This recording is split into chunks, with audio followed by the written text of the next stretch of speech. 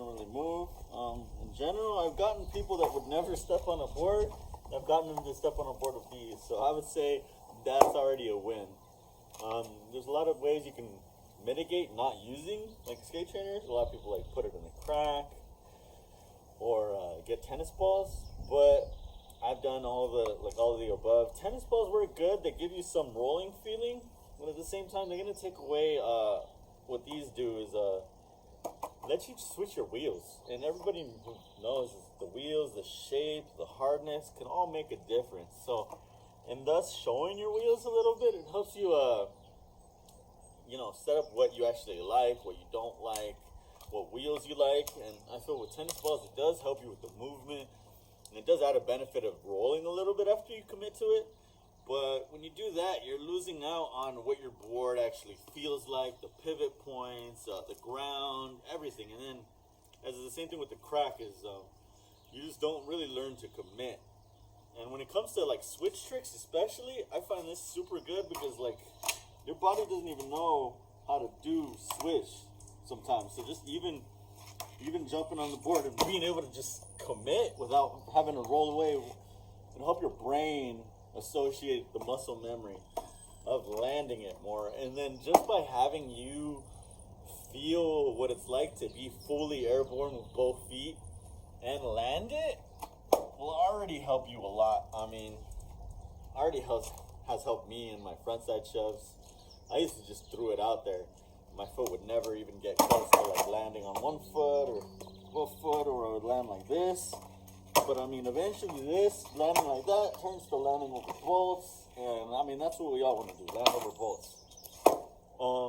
They still haven't worn out. These are a couple years old. I gave them to a friend. But they still haven't worn out. They work for all different kinds of wheel sizes. I would say the best way to take them off is you start off one way, stretch it out, pull it over. Same way you're putting it on. Start on one way, stretch it out, pull it over.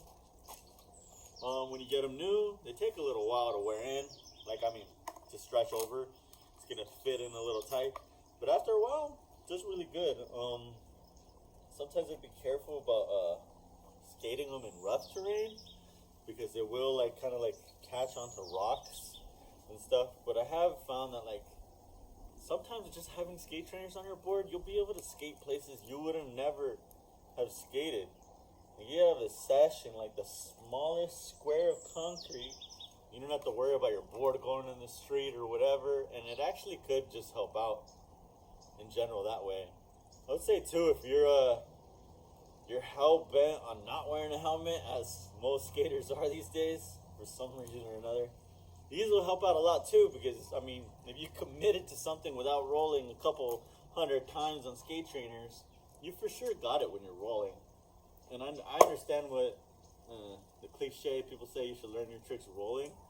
But I mean, just learning your tricks is worth it enough. I mean, if you could learn your tricks, taking them rolling is just another little baby step that you just have to get in your head. Sometimes just even believing that you can flip the board that way and land it.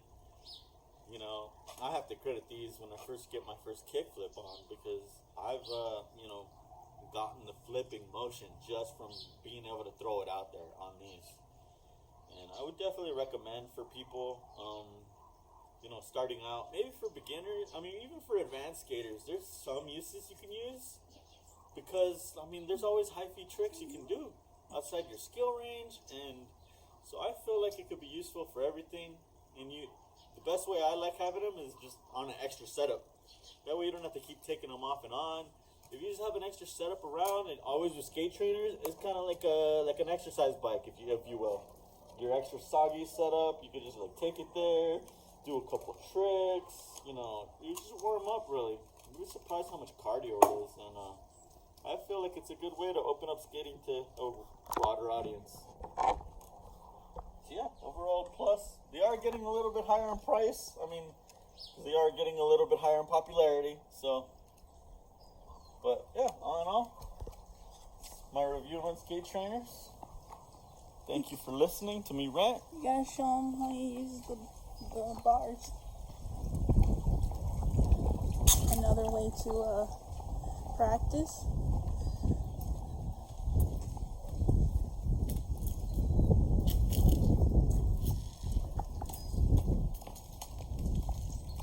So how's it going? So another way to practice with skate trainers that I actually found out in a pretty cool way. You got a balance board, but because you use skate trainers, it'll actually help you manual balance. So you can go all the way there, get where your manual would be, and then before that wheel hits that front, you can kind of tell what it's like to manual.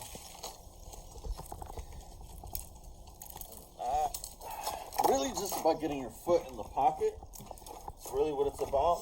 And then once you do that, you start getting good at crouching on it and coming back up. But this is like a step before you just go into the balance board. I see people like put the balance board on here and it's good. But if you're even scared to do that because of slip factor, this is like a pre-balance board thing. And it'll help you get on that upright. I mean, it's really what we're playing. It's a balance game.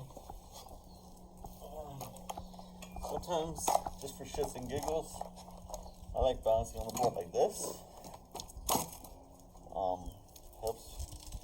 Helps me like pretend I'm on a rail, you know. But this is actually a lot safer with the skate trainers. So I'm not scared if it fall off, as opposed to on a real board, kind of be really terrified of balancing like this. But you know, hard work pays off, and thanks you guys for watching. I appreciate you guys, and I hope you guys appreciate yourselves. Start skating more. Bye, Roku. Go skate. Go skate, Roku. Oh, He's happy. He's going towards the board. He knows what that means. Go skate.